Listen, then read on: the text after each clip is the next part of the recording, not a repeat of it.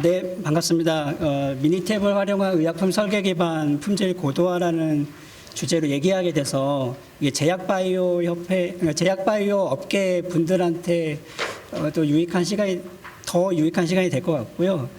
또 하나는 많은 분들이 LG그룹이 약을 만드는지 모르고 계시는 분들이 많이 있는데, 그런 분들께도 LG그룹이 백신이나 이런 항암 치료제들을 이제 만들고 있다, 이런 얘기도 좀 알게 되시는 기회가 될 수 있을 것 같고, 우리가 이제 많은 분야에서 품질 고도화를 위해서 통계를 많이 사용하고 또 우리 미니탭 툴을 많이 쓰는데, 의약품이야말로 일 자체를 과학적으로 해야 되기 때문에 과학의 문법인 통계를 반드시 활용을 해야 됩니다. 그래서 그런 활동을 의약품 설계 기반 품질 고도화, 그래서 이제 퀄리티 바이 디자인이라고 하고 있고요.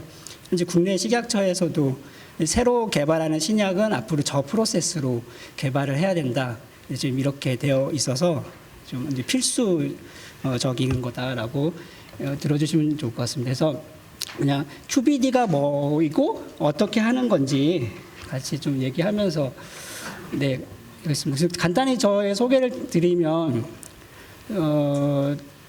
보기보다는 나이가 많습니다. 제가 학교 다닐 때 교련복을 직접 입었던 마지막 세대고요. 네, 교련복이 뭔지 모르시죠? 모르시는 분들 계시겠죠? 2003년에 지금 LG전자 입사했고요. 그리고 작년부터 지금 LG화학의 생명과학 본부에 지금 다니고 있습니다. 그리고 그리고 이제 아까 소개받았듯이 제약 통계 경영이라는 책을 곧 발간할 예정이고요.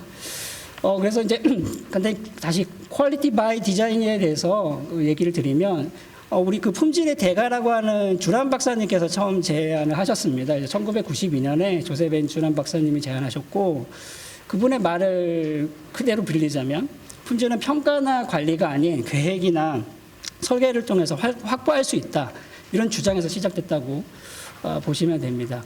그리고 퀄리티 바이 디자인을 이해하기 위해서는 우리 제약이나 자동차에 얘기하는 ISO랑 비슷한 ICH라는 기관이 있습니다. 이 ICH 기관에 나온 것에 통해서 저희가 QBD를 정복하게 된 건데, 이 ICH는 쉽게 말하면 의약품 규제조화 회의체, 이렇게 번역을 하고 있고요. 의약품 허가를 위한 어떤 국가별로 상이한 것들을 다 이제 접목하기엔 제약회사들이 너무 불필요한 비용과 기간을 소모하게 때문에, 그런 이제 공급 지연이나 가격 상승의 어떤 그런 문제들로 환자들이 고통을 받는 걸 방지하자라는 차원에서 의약품 규제조화 회의체가 생겼고, 근데 그게 ICH라는 기관입니다. 그래서 1990년에 거의 세계적인 제약회사는 거의 미국, 유럽연합, 일본 이렇게 다 있습니다. 이 세 개 나라에서 거의 이 세계 20대 제약회사는 다 있다고 보시면 되고요. 그 세 개가 연합해서 만들었고, 우리도 다행히 2016년 11월에 ICH 회원으로 정식 회원국으로 가입이 되어 있는 상태입니다. 그러니까 이제 우리가 주체죠. 그래서 ICH는 크게 네 가지 가이드라인을 제시하고 있고, 그래서 Q 가이드에는 안정성 연구, 불순물 관리 기준, 그리고 굿 매뉴팩처링 프랙티스라고 하는 그 위험 관리, 그러니까 위해 관리에 기초한 어떤 그 품질 관리 기준들이 이제 퀄리티 가이드라인이 있고요. 그다음에 에피커시 가이드라인에 임상이나 바이오 의약품, 양리 유전학, 유전체학 이런 것에 대해서 E 가이드라고 제시되어 있습니다. 그리고 S 가이드가 세이프티 가이드라인에서 발암성, 유전 독성, 재생 독성에 관한 내용이 들어 있고, 그 외에 이제 잘 이제 분류되지 않은 그런 가이드를 M으로 해서 Q, ESM 이렇게 관리되어 있고요. 여기서 이제 QBD는 퀄리티 가이드 라인에 위에 있고, 그 Q 가이드 중에 Q8, 9, 10, 11. 그리고 최근에는 이제 12번도 배포가 된 걸로 확인이 되고 있는데, 그래서 Q8, 9, 10, 11의 기준에 의해서 QBD가 도입이 됐다, 이렇게 이해하고 계시면 좋을 것 같습니다.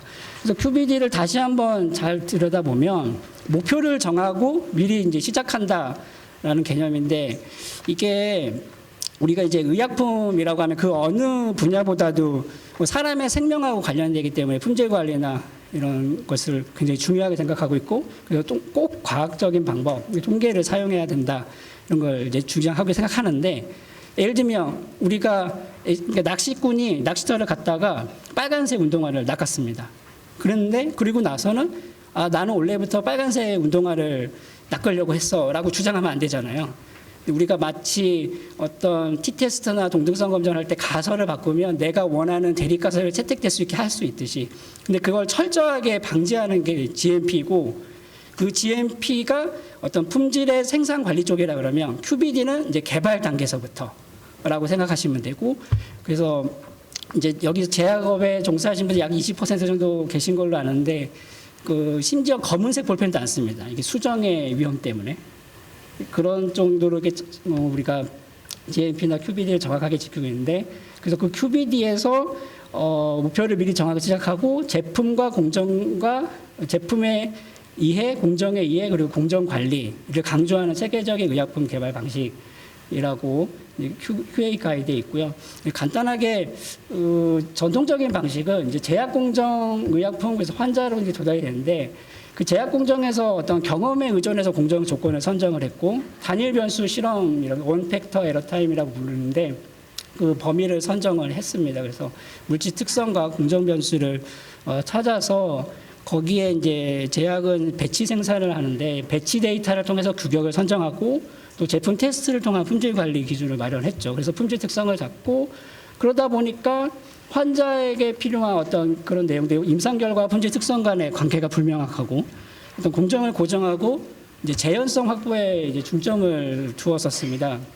그래서 어떤 테스트에 의존하고 있어서 근본적인 한계가 있었고, 그러다 보니까 제품과 공정에 대한 이해, 그리고 공정 관리에 대한 깊은 이해가 요구가 되었고, 그래서 철저하게 공정 관리를 통해서 사람의 생명을 위협할 수 있는 그런 의약품에 불량이 발생하지 않도록 해야 되겠다라는 게 이제 QBD다. 그래서 QBD는 아까도 얘기했지만 제품의 이해, 프로덕트 언더스탠딩, 그래서 아까 전통적인 개발 방식과는 반대의 흐름을 가지고 있습니다. 그래서 환자의 안전성과 유효성, 그러니까 임상 결과 이런 걸 바탕으로 품질 특성을 정합니다. 그래서 그 품질 특성을 정하고, 그 품질 특성을 정한 것에 어떤 그 물질 특성과 공정 변수를 찾는 과정입니다. 우리가 보시면 크리티컬 프로세스 파라미터, 크리티컬 머티리얼 어트리뷰트를 찾는 거고, 그 과정을 어떤 공정에 대한 이해를 한다 이렇게 보고 있고요. 그런 다음에 공정 변수나 물질 특성에 대해서 관리 전략을 세우는, 크게 이렇게 세 가지 흐름으로 QBD는 갖춰져 있다 이렇게 이해하시면 될 것 같습니다.